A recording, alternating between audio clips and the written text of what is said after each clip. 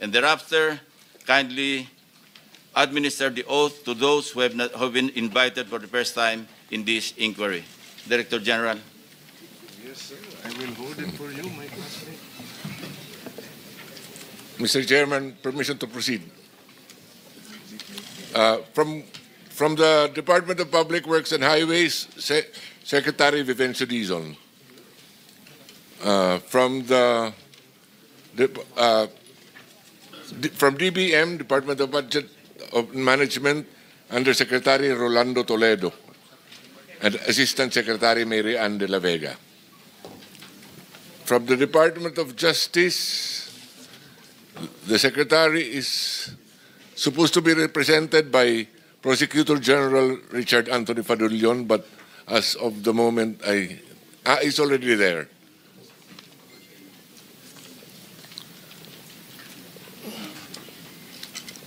From the PAGCOR, they are represented by Assistant Vice President for Gaming, Licensing and Development Department. Also, Attorney Matthew David.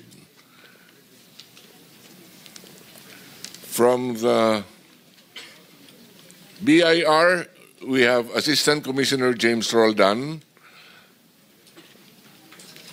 From the Land Transportation Office, Assistant Secretary Vigor Mendoza II. From the Philippine Contractors Accreditation Board, Dr. Pericles Dakay. Engineer Arthur N. Escalante and Engineer Ernie Bagaw, both from PICAP. Of the contractors, we have Mr. Mark Alan Arevalo, Wawaw Builders, Sally Santos, SYMS Construction Trading, Robert Imperio, IM Construction, Mina Elamparo Jose, WJ Construction, Pacifico Discaya, St. Gerard General Contractor Development Corporation. We also have the former district engineer of DPWH Bulacan 1st District, Engineer Alcantara had confirmed that he will attend. I don't know if he's arrived. Engineer Bryce Erickson Hernandez, DPWH Bulacan 1st District Engineering Office. Engineer R.J. Domasig and Engineer Merg Haron Laos. Undersecretary, I've been given a note that Undersecretary Janet Abwell from DBM is also here. That is all, Your Honor. Mr. Chair. I will ask. Mr. Chair. For a while, Okay. we will just administer the oath to those For those who are here for the first time, kindly stand and raise your right hand. Do you swear or affirm to tell the truth, the whole truth, and nothing but the truth in this proceeding? I do. Thank you. You may take your seats. Well, it's a pleasure of Senator Marcoleta. Thank you, Mr. Chair. In the agenda, I can see that Yusek Maria Catalina Cabral was invited, but I don't see her in this room, Mr. Chair. Why? May we hear from Secretary Vince Dizon? Mr. President, Mr. Chairman, good morning po sa members ng Blue Ribbon Committee, honorable members of the committee. I think for former Undersecretary Cabral, I just want to inform the body that I officially accepted the courtesy resignation of Undersecretary Cabral 2 nights ago. And I believe, Mr. Chairman, that I think she wrote a letter. No, she informed me by message late last night that she had written the committee to inform her of that, to inform the committee of her of the acceptance of her courtesy resignation, and thus I think requested not to attend. But of course, even if she is now just a private citizen and no longer part of the DPWH, I'm sure if the committee will require her to attend, she still must attend. No? But now no longer as a official of DPWH, but as a private citizen. Thank you, Secretary Dizon, for the information. Mr. Chair, I don't think her resignation will shield her from her responsibility. There are personal questions that we need to ask her. More particularly, Mr. Chair, your own expose, I still recall in your last privilege speech, her text message to Senator Soto is very damning. I mean, it is something that we need to properly process. It is something that is probably within the heart of the system of DPWH. So kahit na mag-resign po siya, it will not matter to us. There are personal questions that we need to ask. Salamat po. And the chair agrees. So if there is an motion to issue a subpoena and/or subpoena duces tecum, then we'll put it into a vote.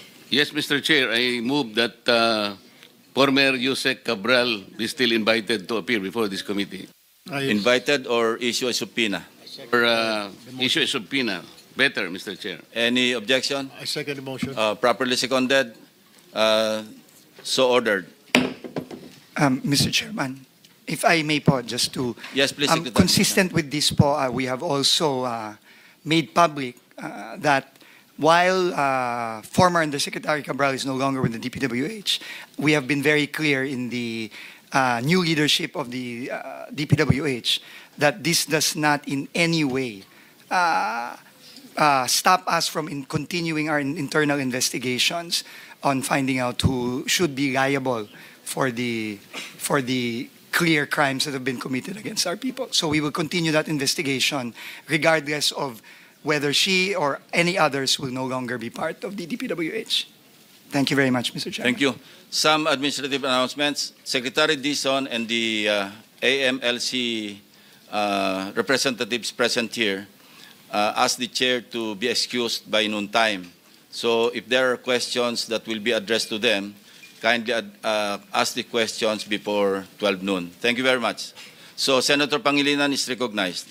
Mr. President, I just conferred with the Vice Chairman. We are exchanging slots. He will go first and then I will follow. Chairman of the committee is recognized. Thank you, Mr. Chairman. As Vice Chairman of this committee, let me state at the outset, this investigation would not have been necessary had the concerned agencies simply did their job. The truth is they did not. What we see is negligence, if not outright complicity, that allowed this flood control anomaly to thrive. Nobody lifted a finger. Nobody fulfilled their mandate. Nobody cared. As if corruption has already become the norm in this country. Or is it not? Is it? Is corruption normal in this country? This is what this hearing is all about, to come up with a law so this will never ever happen again. Let me start with the GPBB. Are you here? The Government Procurement Policy Board? Can you come forward, please? I have some questions for you. Yes, please kindly come forward and take your seats. Na-administer na sila. Hindi pa sir.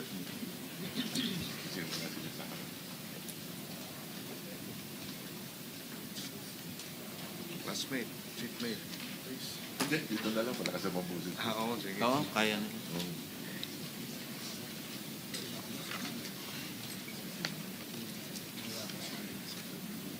And also, do we have the representative from the Bureau of Internal Revenue here?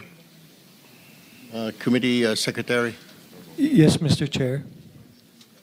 Thank you. Sige na, pati ano yan sa GP. Sige, go ahead. Tell me, sir. Kindly stand and raise your right hand. I already have. Okay, thank you. All right, thank you. Please proceed. Can you identify yourself, please? Resource person. Good morning, Mr. Chair, honorable members of the committee. I'm Maria Ginesha Rivera Guillermo. I'm actually the officer in charge of the Government Procurement Technical Support Office. I'm as well as an appointed Deputy Director General, Your Honor. All right. Based on the data, Mr. Chair, from the Philippine Center for Investigative Journalism, among the top 15 contractors that have been named by the President, the following had a poor unsatisfactory contractor's performance evaluation. Tama po ba? Nagbigay po kayo ng ilan? Tama po ba itong report ng PCIJ, itong SunWest, Legacy, EGB, Equiparco, MG Samidan, LRTK Builders ay ilan lamang at High Tone at Real Road Edge ay ilan lamang sa mga kontratista na may poor or unsatisfactory contractors' performance? Mr. Chair? Mr. Chair, Your Honor, the CPES report or the Contractor's Performance Evaluation System report bears those po as the unsatisfactory po na rating nila sa CPES. Just to clarify, if I may, Your Honor, Mr. Chair, the CPES is posted po sa GPPB website. However, this is being provided po by the CIAP po. And it's part of our mandate to be providing this po as part of our transparency measure with respect to government procurement. So totoo po ito, yung report na ito pong 8 contractor na ito out of the 15 that were named, meron po silang poor unsatisfactory performance. Tama po? If we, Ma'am, Mr. just Chair, say kung tama or hindi po tama. it bears, yes, Your Honor, it's in the report po. All right. Now, my next question, what do you do pag meron po mga unsatisfactory na mga report na ganitong contractor? Ito po ba ipopost lang ninyo? Hindi nyo pa bibigyan ang DPWH, ang PICAB na report na at pagkatapos po, correct me if I'm wrong, pag may mga ganito po poor performance, di po ba bina-blacklist po ninyo ito? Tama po din ba itong report na natatanggap ko? They're blacklisted? Mr. Chair, Your Honor, may I clarify po that the CPES report is prepared by the CIAP. Okay. And then the CIAP is actually having a lot of CIAP implementing offices, which of course they have to accredit. One of which is meron po ang DPWH na tinatawag po nilang CPES unit po, implementing unit. So they do this, the report is coming from them, it's being consolidated and given to the PDCB, the Philippine Domestic Construction Board. And then, binibigay po yun na copy sa amin, sa GPPB TSO, as part po, kaya po pinopost din po namin yon. Ngayon po, when it comes out to the rating, we do not do the blacklisting because this is the part po yan ng procuring entity. Now, if I may explain further po, what's the purpose of the CPES rating insofar as the procurement law is concerned? Under RA 9184 po, before this is only being looked into kapag ka-part po siya ng submission to support po yung single largest completed contract ng isang contractor. Meaning po, kapag magbibid po sila, yun po ay hinihingi as part po ng SLCC, yung sinusuportahan po niya. Pero, hindi po yun automatically na tinitingnan kasi kung halimbawang nag-submit din po yung ating bidder ng notice of yung acceptance, then our certificate of final acceptance, then that is only an alternate, an option po yung CPES. But under now sa ating procurement law, NGPA, 3 bagay na po na ginagamit na po yung CPES. Although even under RA 9184, it's already basis for blacklisting. But the blacklisting is at the end po yun ng procuring entity. So, that's a ground po for blacklisting under even RA 9184. Now, under RA 12009, it's now being considered as one of the ways to determine po yung eligibility, capacity po ng ating subcontractors. So, nire-require na po yun as part of the submission if there would be any subcontractors. Number 2 is the same pa rin po as supporting document din po siya ng single largest completed contract, pero hindi po siya yung automatically, option po siya. Kasi kung nakapag-provide naman po yung ating yung bidder for that project ng kanyang certificate of final acceptance, then they are able to no longer look into the CPES. Pero third, which is also very strengthened under RA 12009, is the requirement na yung CPES po could be the basis for blacklisting. But as I would emphasize, it's not GPPB Technical Support Office nor even our GPPB who's doing the blacklisting, Your Honor, Mr. Chair. So kayo nga ang nagba-blacklisting. No, Mr. Chair. Sino po ang nagba-blacklisting sa mga it's- kontraktor na ito na may poor unsatisfactory performance? It would Which be the agency? procuring entity. It would be the agency, Mr. Chair, Your Honor. You mean to say the DPWH, is that correct? Yes, Mr. Chair, Your Honor. All right. Thank you. Let me go to the Department of Public Works and Highways. Mr. Chairman, my question is, ano po nangyari dito? DPWH, Mr. Chair, bakit hindi po natutunugan na blacklisted po ito, poor and satisfactory performance, o meron pong itong mga slippage kung tawagin? Bakit nakalusot lalo na po itong sila Diskaya? Napakadaming proyekto dito, napakadaming poor and unsatisfactory performance, Mr. Chair. Maraming salamat po, Mr. Chairman, sa napakaganda at importanteng tanong. Yan din po ang tanong natin nung tayo po ay pumasok sa DPWH nitong nakaraang 2 linggo. At to give you a straight answer, Mr. Chairman, tingin ko po, ito pong mga CPES na ito at iba pang mga safeguards at iba pang mga dapat gawin ng ahensya ay hindi po ginagawa nitong nakaraan. That is the simple answer. In fact, Mr. President, ang nakakagulat pa po dito, hindi lang po bad performance ang hindi na-monitor at hindi na-actionan. In fact, marami po tayong nakita na isiniwagat na rin po ni Senator Lacson, ng ating chairman, sa kanyang privilege speech. Marami pa po dito mga proyekto na hindi lang bad for performance, no performance at all.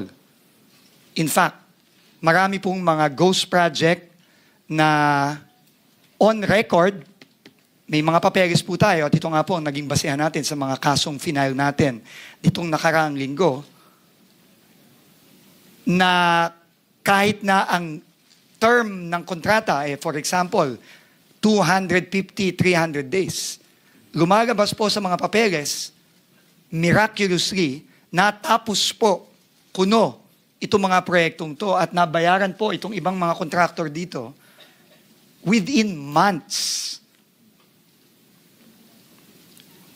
Alright. Sign po ito nitong mga ibang nandito ngayon as completed at nabayaran po itong mga kontratang ito. So clearly po, hindi po ginagamit itong CPES at kung ano-ano pang mga dapat ginagamit ng ahensya para i-monitor ng tama ang implementasyon ng mga proyekto. That is the straight answer po that I can give the Honorable Committee. At nakikita po natin ito hindi lamang sa mga kontrata sa Bulacan, kundi nakikita na rin po natin ito sa ibang kontrata sa iba pang lugar.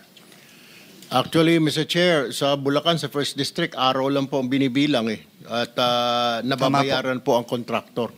Anyway, in the course of in your investigation, Mr. Chair, what are the ghost projects added to the list and substandard? Right now po, we have received more than 100 reports already in only 2 weeks of ghost or very substandard projects. And right now po, ang track po ng bagong team sa DPWH ay unang-una dahil nga po nabuo na ng ating Pangulo ang Independent Commission for Infrastructure. Kami po ngayon ay in very, very close coordination sa kanila. Bawat po project na nare-report, nagbubukas po kami ng case file dito. Ini-inspection po natin either personally or yung pong mga ibang kasama natin sa team. Ngayon po kasama na po ang members at team ng ICI, lalong-lalo na po ang special advisor ngayon ng ICI na si ang mayor po ng Baguio City, si Mayor Benji Magalong. So, ganun po ang ginagawa natin at kapag nagbi-build up po tayo ng kaso, kada proyekto, ini-inspect po natin, chine-check ang records, at pag meron pong nakitang klarong anomalya, either ghost o napaka-substandard, at napatunayan po na meron pong mga kontraktor na nabayaran na kahit na hindi pa tapos or non-existent ang proyekto, immediately po bumubuo na po tayo ng kaso na either ifa-file or in this case po na nabuo na po ang komisyon, pinapasa na po natin sa komisyon. All right, Mr. Chair. Bilisan na lamang po natin ang pagsasagot Mr. Chair, kasi po marami po pong nakapila at only Pasensya na po, Mr. Chair. 2 minutes and 39 seconds. No, I understand po because you're explaining it properly. Ang tanong ko lamang po kasi, so, will you agree with me na may collusion po talaga? Yung mga dating opisyal na DPW simula sa taas hanggang sa baba, hanggang sa mga district engineer, project engineer, nakikipagsabuatan sa mga kontraktor para kumita. Absolutely agree, Mr. Chairman. Alright, ito yung sinasabi ko, Mr. Chair, na marami tayong ahensya na dapat, kung ginawa ng trabaho lang ng GPBB, ginawa ng DPWH ang trabaho nila, may iwasan po ito kaagad eh. May mga stopgap measures eh. Kagaya po sa DPWH, nandyan po yung tinatawag na Bids and Awards Committee, nandyan po yung Technical Working Group, na pwedeng harangin po kaagad na, oops, may red flag pala ito. Uy, teka muna, meron mo pala ito mga substandard, meron pala ito mga ghost project, dapat di na po pinapalusot. Tama po ba? Dapat doon pa lamang po napigilan na. Tama po, Mr. Chairman. Alright, let me go to the, nandito po ba ang SIAP? May representative po ng SIAP or PCAB? PCAB. What did you do? Meron po kayong mga listahan galing po sa SIAP. I'm sure binibigyan kayo ng SIAP na listahan, sabi ng GPBB, na mga unsatisfactory, poor performance sa mga kontraktor. Bakit patuloy pa rin at hindi nakakansela ang lisensya? What is the reason? The list, Your Honor, is given to PDCB, the Philippine Domestic Contractors. Kindly identify yourself. I'm Pericles P. Dakay. I'm the chair of PCAB, Your Honor. Former chair? Chair. Yeah. Former. Is he the For- former chair? Okay. So, alam ho ninyo, under po sa Republic Act 4566, may kapangyarihan po kayo na mag-imbestiga at aksyonan ang anumang mga kontraktor o isuspende, i-revoke ang kanilang lisensya. Tama po ba yon? Yes, Your Honor. Alright. Bakit hindi nga po nasuspende, patuloy, lalo na po itong mga diskaya, nakakuha pa ng bilyon, daan-daang bilyong kontrata? What did you do? We act, Your Honor, when there is a complaint that is forwarded. So, to our kung wala pong complaint, hindi po kayo kikilos. Tama. Dahil walang complaint, hindi kikilos. Though meron po kayong katibayan, may report na na poor performance yung kanilang trabaho, substandard, hindi po kayo kikilos. No, Your Honor. There was no report that was forwarded to us regarding substandard performance from. Hindi kayo binigyan ng SIAP dahil the GPBB is saying na galing sa SIAP yung mga report ng substandard? Or are you lying? No, I'm not lying, Your Honor, because Kasasabi lang po ng GPBB kanina na galing sa SIAP. Under kayo sa SIAP, di po ba? Yes. Dapat po kayo po nag-iimbestiga rito. Bakit hindi po? that's the Philippine Domestic Construction Board, Your Honor. Kaya nga po, hindi kayo binibigyan ng kopya na SIAP. No, Your Honor. Hindi kayo binibigyan. O siguro kasi busy lang din kayo sa paghahanap ng proyekto sa gobyerno. Kasi isa sa mga requirement, dapat kontraktor ang mga board member ng PCAB. Mr. Chairman, member ng PCAB. Mr. Chairman, I have, for your information, I have filed a resolution to review. We have to review this law kasi kalukuhan po ito. It directly go against dito sa sinasabi nating conflict of interest, Mr. Chair. Yes, kindly wind up because you have 10 seconds left. No, Thank that's you. all. That's it for me, Mr. Chair. I'll just do another round of questioning in the second round, Mr. Chair. Thank you very much, Senator Erwin Tulfo. Senator Pangilinan is recognized. Thank you, Mr. Chairman. Magandang umaga. Ang ilang mga katanungan, direkta na sa mga tanong. Secretary Dizon, nabanggit ninyo, 100 ghost projects and substandard projects. Tama po ba yan?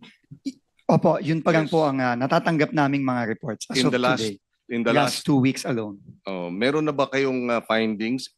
Sino-sino ang top 15 doon sa 100 mga substandard o kaya ghost projects? Ghost projects muna.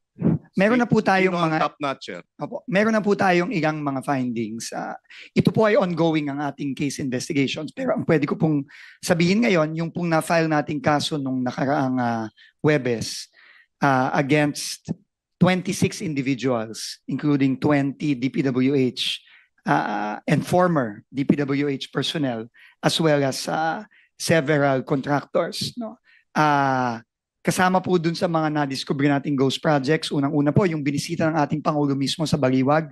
Ito po ay, ang contractor po dito ay Sims Construction. Meron din pong ghost project na pinilit na hinahabol kahit na last year pa po sinabi na completed na. Pero na pag-alaman po natin na 3 weeks o 1 month ago lang nagsimula ulit ang trabaho para lang ipakita na merong project doon. Ito po ay sa Wawaw Builders. No? At meron din po tayong kinasuhan sa St. Timothy Construction Company. Yun po ang mga contractor na nakasuhan na po natin as of now. Pero kami po ngayon ay tuloy-tuloy pa rin po ang case build-up at pagbubuo ng kaso na nakikipagtulungan po tayo ngayon sa ICI. St. Timothy. Opo. Sino ang kontraktor ng St. Timothy? Diskaya po. I think lumabas na rin po yun dito sa mga hearings Yes. yung nakaraan. Dahil sa kanilang sumpang salaysay, sabi nila wala silang mga ghost project o wala silang mga substandard. At least yun yung sinasabi sa testimonya. So mukhang hindi tugma dun sa findings ninyo Opo. at yung sinasabi sa sumpang salaysay ng mga diskaya. Tama po kayo. Okay. Yung sinabi nyo 20 DPWH na mga district engineer, these are 20 district engineers? Hindi po. Mr. Chairman, our first case is only limited to projects in the 1st District of Bulacan. Yung pa lang po yun. No? 20 na pong katao ang nadamay sa isang kaso pa lang sa isang district engineering office sa Bulacan. So dito sa 100 ghost projects at substandard, saang mga lugar ito? Iba-iba po, Mr. Chairman. No? Offhand. Offhand po, I can remember, meron pong mga reports tayo na nakuha sa La Union, sa Oriental Mindoro, sa Nueva Vizcaya, sa Eastern Samar, meron din pong mga ibang mga proyekto sa Mindanao. Pasensya na po, Mr. Chairman, hindi ko na po maalala sa dami. Pero nakikita po natin na hindi lang po ito nakasentro sa Bulacan lang, kundi mukha pong buong bansa po ito. Mr. Chairman, may we request that the people, at least a selected number of possible, how do you call it, players in La Union, Oriental Mindoro, and Nueva Vizcaya, whether government or contractors, be invited in the next hearing? Yes, we have to identify them first. Yes. Yes, thank you, Mr. Chairman. Secretary Dizon, ang ating pagkaalam, at ito ay nakausap natin si former Secretary Babe Singson, na ang patakaran dati para involved ang LGU at Regional Development Council ay pagka 50 million and below ang proyekto, district engineer. Pero pagka 50 million and above, kasama na ang Regional Development Council sa pagbubusisi sa mga proyekto. Tama po ba yan? Noon dating patakaran. Tama po, no, ika-clarify ko lang po, no. Sa tingin ko po ang tinutukoy niyo po ay yung thresholds of authority ng district, region, etc. No? Yes. Nung pong time ni Secretary Babe Singson, ito po ay nasa 50 million pesos. Yes. Meaning po, pagka below 50 million and below, sa district po yan. Above 50 million sa region na po yan. Ito po ngayon ay itinaas. At ngayon po ay naka-threshold na po sa 150 million sa district. Pero nung panahon na yun, pagka... 50 lang po. At pag sinabing Regional Development Council, sino ang involved dyan sa pagbubusisi? Well, ang magpapa-bid out at ang mag-i-implement po kapag above 50 million nung panahon po ni Secretary Singson ay regional office na po ng DPWH, hindi na po ang distrito. Pero ngayon po, tumaas na po ang mga thresholds na yun. Yes, pero hindi ba pag regional office, saan ang involvement dati ng mga probinsya, ng mga local governments? Meron ba? Sa aking pagkakaalam po na Mr. Chairman, dati po kailangan po ng acceptance ng local government unit ang mga proyekto. Ito na rin po ay pinoint out ng ating Pangulo nung siya ay bumisita sa Baguio at nakipag-usap po siya kay Mayor Benji Magalong. However po, nagulat na lang po ang Pangulo na tinanggal na po yun. Sino nagtanggal nun? Inaalam ko pa po kung kaninong termino sa DPWH tinanggal. If you will allow me po, I will get back to the committee on that para po ma-establish natin kung anong date ito tinanggal para malaman po natin kung sino po ang secretary nung panahon na yan. At ano ang pagkakaiba pag regional ang nagpapasya at district engineer ang magpapasya? Which work better in your opinion? Ano ang mas magandang proseso o mas maayos na proseso? I'm not in a position pa po to say which is better and which is not. But what I can say po, Mr. Chairman, is meron pong inherent flaw sa nakikita nating sistema sa DPWH. Kasi po, lalong-lalo na dito sa mga proyektong inaaral po at binubusisi ng committee ngayon, madalas po, or in fact, most of the time, hindi po ito dumaan sa Local Development Council, hindi po ito dumaan sa Provincial Development Council, at hindi din po dumaan ito sa Regional Development Council. To quote po si Governor Bons Dolor ng Oriental Mindoro, nung kasama ko po siya at nag-inspect kami doon, para na lang daw sumulpot parang kabuti itong flood control project sa Nauhan, sa sarili niyang bayan, hometown po niya yon.